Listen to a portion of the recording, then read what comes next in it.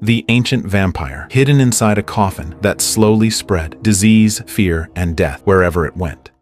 The film begins by introducing a young girl named Ellen who lives in profound loneliness. In the middle of the night, she cries by herself while wishing for someone or something to come and keep her company. However, Ellen is not an ordinary girl. Since childhood, she has possessed a strange ability that allows her to sense things that other people cannot see or understand. Overwhelmed by despair and loneliness, Ellen unknowingly sends a call into the darkness using the power of her mind. Not long afterward, something actually answers her call. A mysterious voice echoes from an unknown place. The voice claims that it has been awakened from a long slumber and begins speaking to Ellen. It even tells her that she does not belong in this world and that one day it will return to take her away. Before she can fully understand what is happening, Ellen experiences an overwhelming sense of pleasure. But moments later, everything changes when a terrifying figure suddenly appears before her. Many years pass, and the story moves to the year 1838 in the city of Wisburg, Germany. Ellen is now an adult and appears to be living a happy life with her husband, Thomas. One morning, she awakens from another nightmare. Although Thomas does his best to comfort her, Ellen remains troubled by a lingering sense of unease, as if something terrible is waiting for her in the future. Meanwhile, Thomas is working hard to build a better future for the two of them. As a real estate agent, he works under a man named Knock. One day, Knock presents Thomas with what he believes is a life-changing opportunity. A wealthy nobleman named Count Orlok is interested in purchasing a house in Wisburg. However, in order to complete the transaction, Thomas must travel a great distance to Count's castle, located in the remote region of Transylvania. At first, Thomas is hesitant because the journey is long and filled with risks. But after Knock promises him a generous payment and the possibility of securing a permanent position at the company, Thomas eventually accepts the assignment for the sake of his future with Ellen. A new husband requires new wages. He wishes to acquire a home here in our Wisburg. You needs must journey to him. May not the Count execute the deed here? Oh no, it is much too urgent. He lives in a small country. And what was the Count's name? Orlok. He will reward you handsomely, my boy, handsomely. When he returns home and shares the news, Ellen immediately objects. For reasons she cannot explain, a terrible feeling continues to haunt her. She repeatedly begs Thomas to cancel the trip, but Thomas refuses, believing this is the greatest opportunity they have ever been given. And I shall have to set off tomorrow. It is a 6-week journey. You cannot leave. You mustn't leave. I love you too much. It portends something awful for us. As a keepsake during their separation, Ellen cuts a small lock of her hair that night and places it inside a locket to give to her husband. Elsewhere, Knock is seen performing a strange ritual by himself. While speaking to an unseen presence, he declares that all the preparations have been completed and that he is merely waiting for the arrival of his master. Although the identity of this mysterious figure remains unknown, it is clear that Knock is hiding a dark secret from everyone around him. The following day, Thomas finally begins his journey. Before leaving, he entrusts Ellen to the care of his close friend Friedrich and Friedrich's wife Anna. Although she tries to remain strong, Ellen cannot hide her anxiety as she watches her husband leave the city.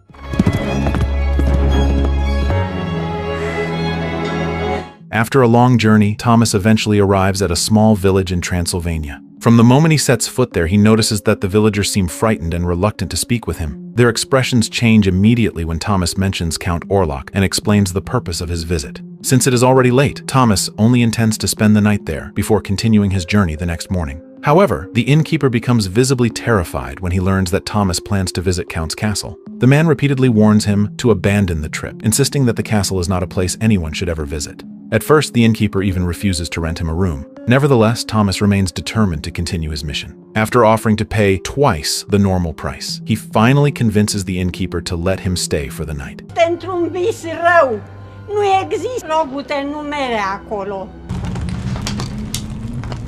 The next morning, Thomas is shocked to discover that the village, which had seemed lively the night before, is now completely deserted. Not a single person is in sight, and even his horse has disappeared. With no other choice, Thomas is forced to continue the remainder of his journey on foot. As night falls, a mysterious carriage suddenly emerges from the darkness and stops directly in front of Thomas. What makes the sight even more unsettling is the fact that there is no driver controlling it. Despite his growing unease, Thomas eventually climbs aboard because it's the only way to reach his destination.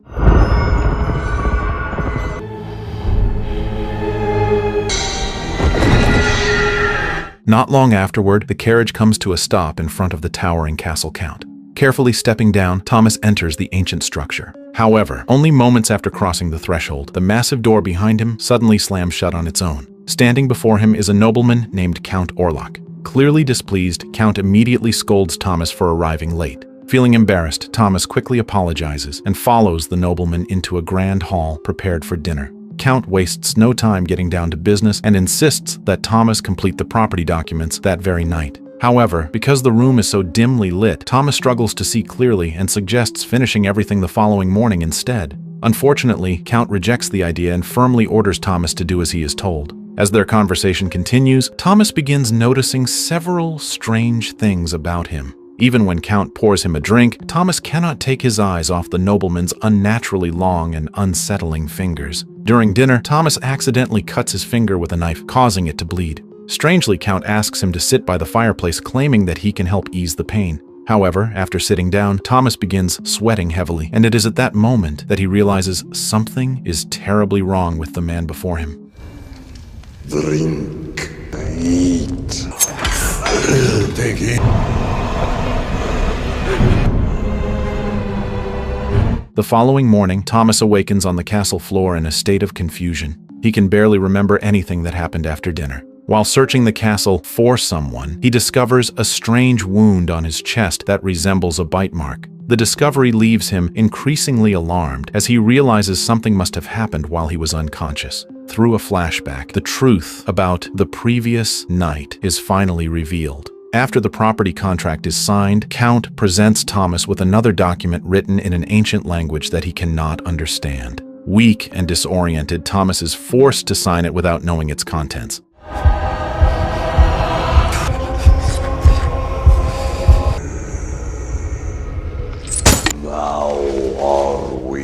Count also takes the locket given to him by Ellen. Holding the locket in his hand, he remarks that Thomas is fortunate to possess true love. He then hands Thomas a pouch filled with gold coins as part of their agreement. Sensing that something is terribly wrong, Thomas immediately asks to return home. However, Count refuses and claims that traveling while ill would bring misfortune. After saying this, he leaves while taking Ellen's locket with him, leaving Thomas trapped inside a castle that now feels more like a prison. Determined to escape, Thomas begins searching for a way out. Yet, no matter where he goes, every door remains locked. While exploring a neglected section of the castle, he discovers a dark passageway leading deep beneath the building. Hoping it might lead to freedom, Thomas follows the passage until he reaches a hidden chamber containing a large coffin covered in strange carvings. Driven by curiosity, he opens the coffin and is horrified to find Count lying inside. Suddenly, Count rises from the coffin, terrifying Thomas.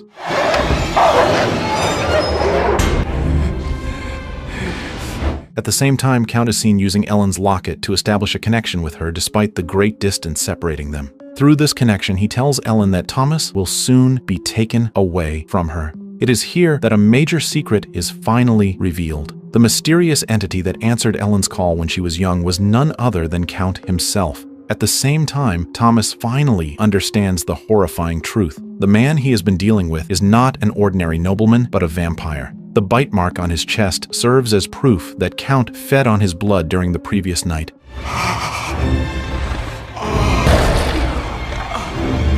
Meanwhile, Ellen's condition in Visburg continues to grow increasingly alarming. Friedrich catches her sleepwalking without any awareness of what she is doing. Fearing that something terrible might happen, he immediately calls a doctor named Dr. Sievers to examine her. After observing her symptoms, Dr. Sievers suspects that Ellen is suffering from a severe sleep disorder. He even suggests that if her condition worsens, she may need to be restrained to prevent herself from unknowingly harming herself. While they are discussing the situation, Ellen suddenly begins groaning and appears restless in her sleep. In an attempt to calm her down, Dr. Sievers administers a sedative so she can rest more peacefully. Meanwhile, Thomas, who has just awakened, finds himself being chased by several vicious beasts. With no other option, he desperately climbs out of a castle window and throws himself into the river below. The following day, Dr. Sievers receives news about a patient with extremely unusual behavior who has recently been brought to the hospital. Curious, he immediately goes to examine him. To his shock, the patient turns out to be Nock, Thomas's employer. The man is completely different from how he used to be.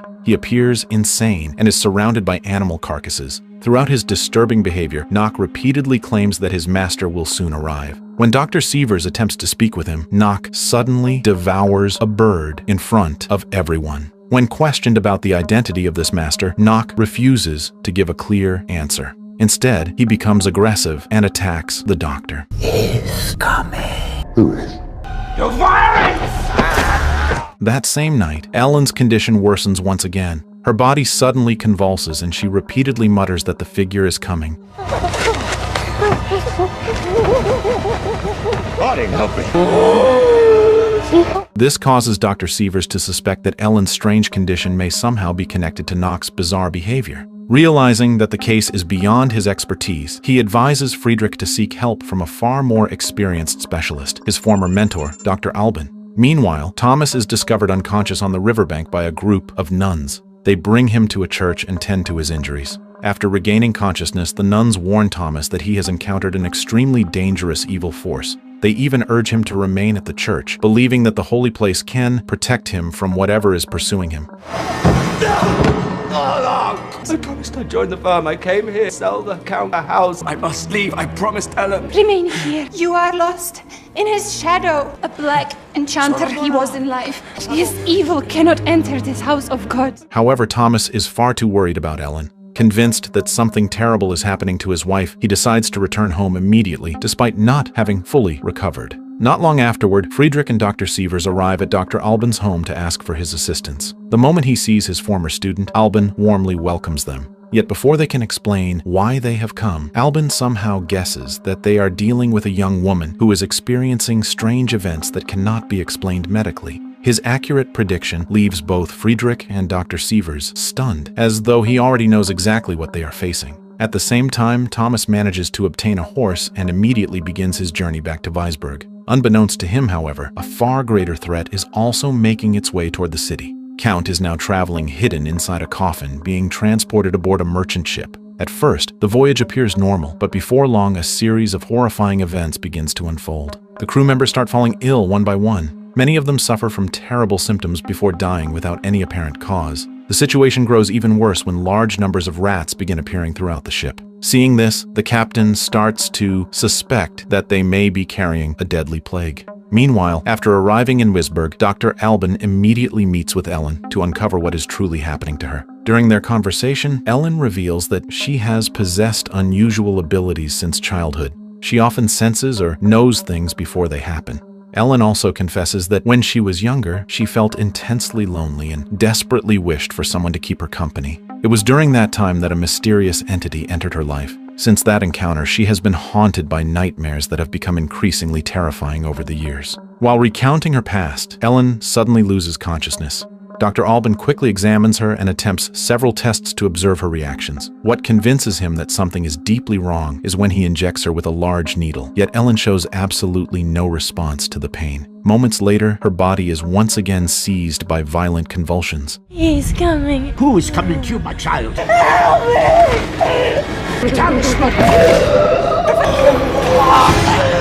In a state of panic, she repeatedly insists that someone is coming. Albin tries to ask who she means, but Ellen is unable to provide a clear answer. After she finally calms down, Dr. Albin speaks privately with Friedrich and Dr. Sievers.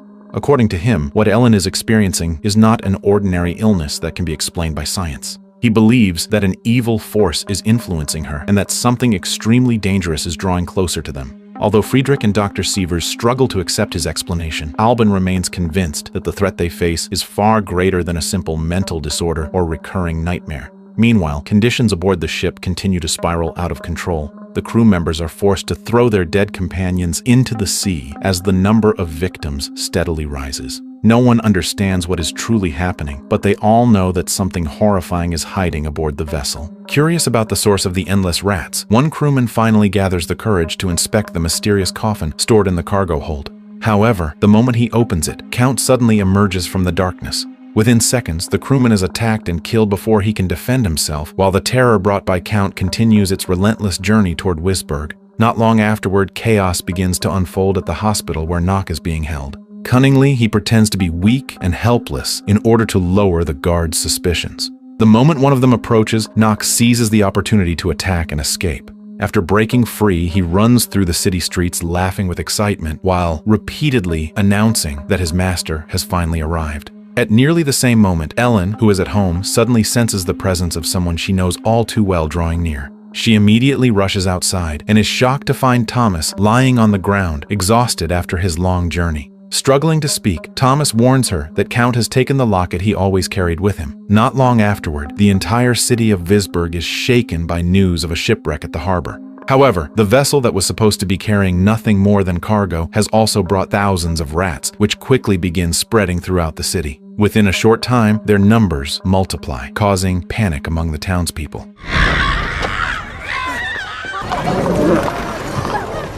Meanwhile, Nock finally reunites with Count. With complete devotion, he leads the vampire to an abandoned house that will serve as his new hiding place.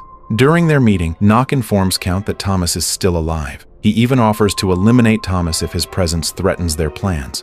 However, Count rejects the suggestion.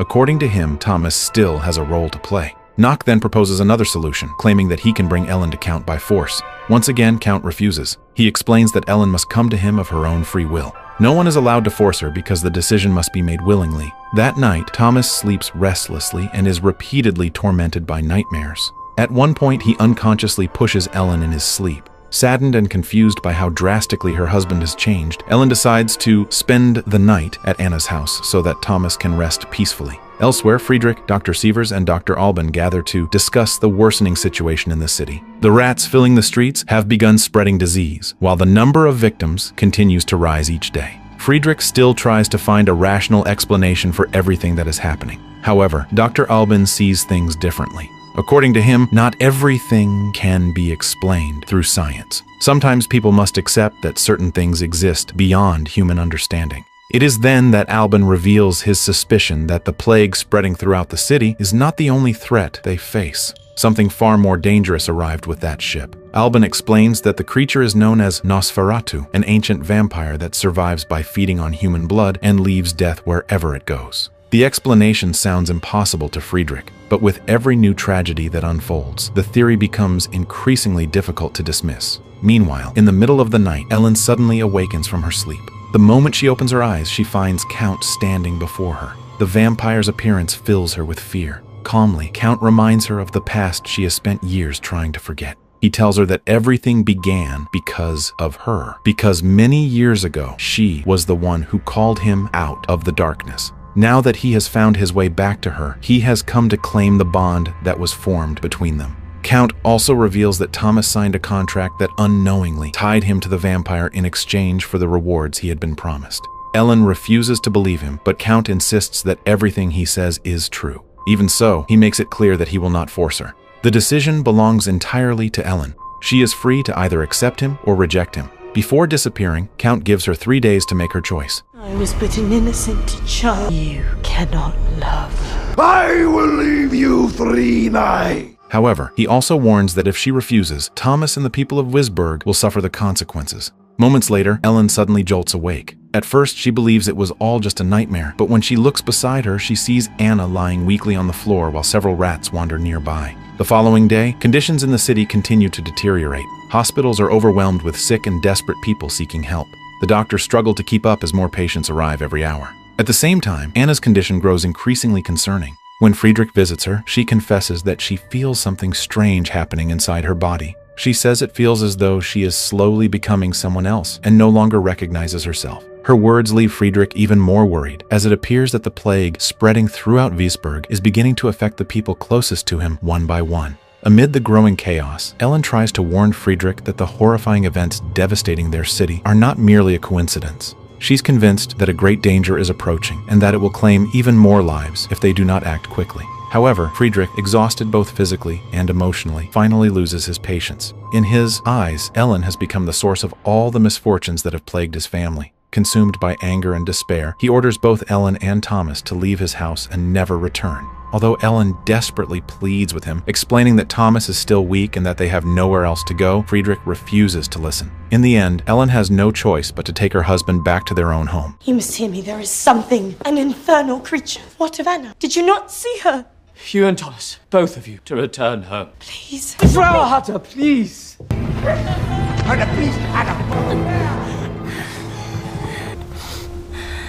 After keeping her secret buried for so many years, Ellen finally reveals her entire past to Thomas. She confesses that when she was younger and consumed by unbearable loneliness, she became involved with the being they now know as Count. At first, Ellen believed his presence could fill the emptiness in her life. However, over time, that relationship transformed into something horrifying and bound her to a darkness she could never escape.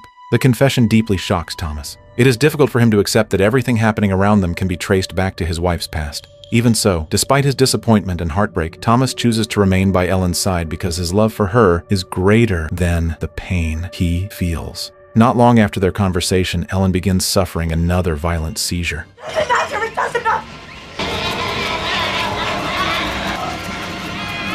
I should send the Dr. Series.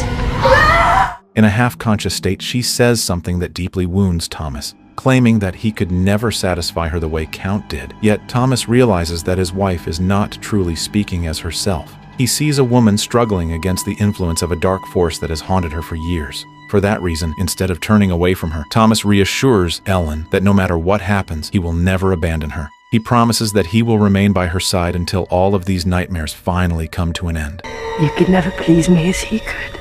Ellen, I love you! I love you! Kill him, I will. He shall never harm you again. He will murder you if I do not go to him. You're safe with me.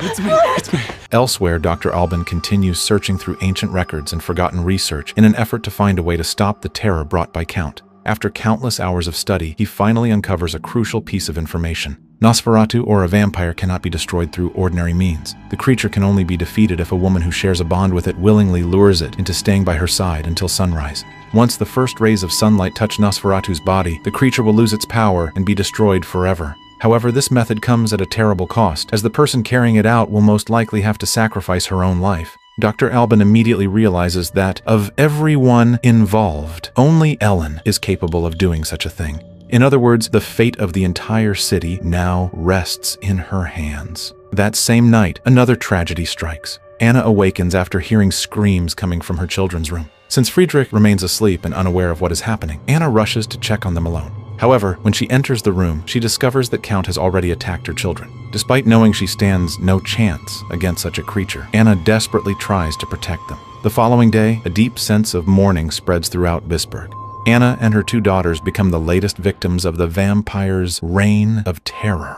Friedrich, who had once refused to believe Ellen's warnings, is now forced to face the devastating reality that his family has been taken from him. After the funeral, the group gathers once again to discuss their next move. There is no longer any doubt that Count must be stopped before even more lives are lost. During the meeting, Dr. Alban reveals that he has finally discovered the vampire's hiding place. According to his plan, they will travel there that very night and destroy the sarcophagus Count uses as his resting place. Without it, Count will have nowhere to hide when the sun rises. Ellen wants to join the mission, but Thomas immediately refuses. After everything that has happened, he cannot bear the thought of placing her in danger again. Thomas even swears that he will personally confront Count and put an end to everything. However, after the meeting concludes, Dr. Alban speaks privately with Ellen. Both of them understand a truth that Thomas does not know. Destroying the sarcophagus or attacking Count directly will most likely not be enough to stop him.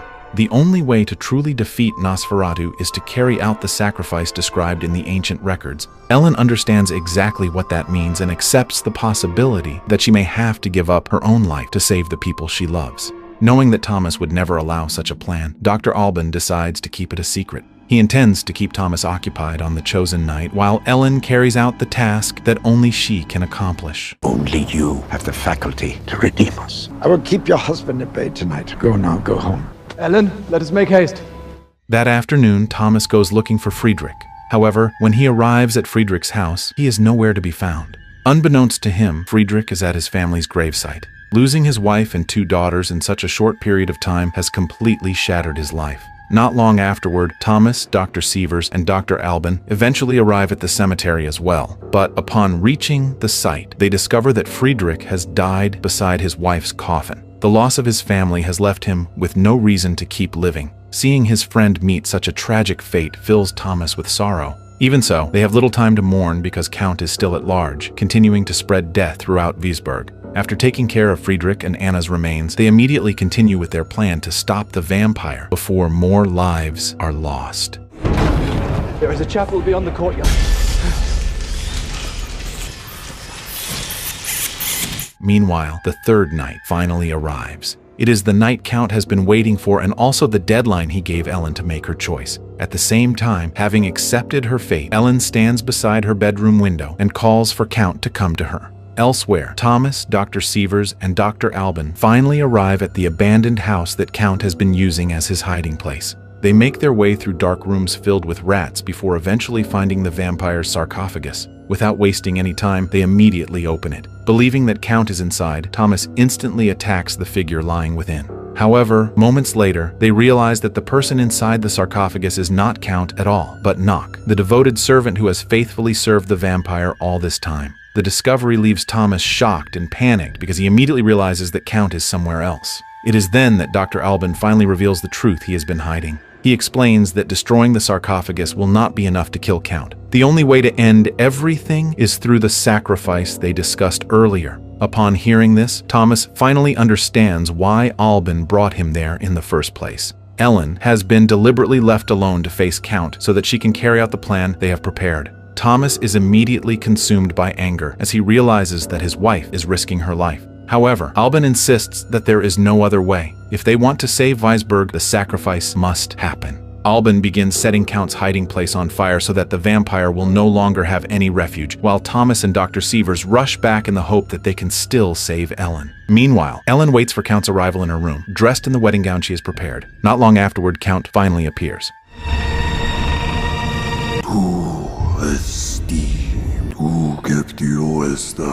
The vampire still wants to make sure that Ellen is choosing this path of her own free will. In order to save the people she loves, Ellen accepts Count's presence without resistance. Believing that he has finally obtained what he has desired for so long, Count focuses all of his attention on Ellen. Unaware that he is being lured into a trap, he remains by her side and slowly begins feeding on her blood. While Count is completely consumed by his obsession with Ellen, he fails to notice that the night is coming to an end. Eventually, the first rays of sunlight begin shining through the bedroom window. Only then does Count realize that it is too late. His body starts losing its strength and gradually crumbles beneath the sunlight.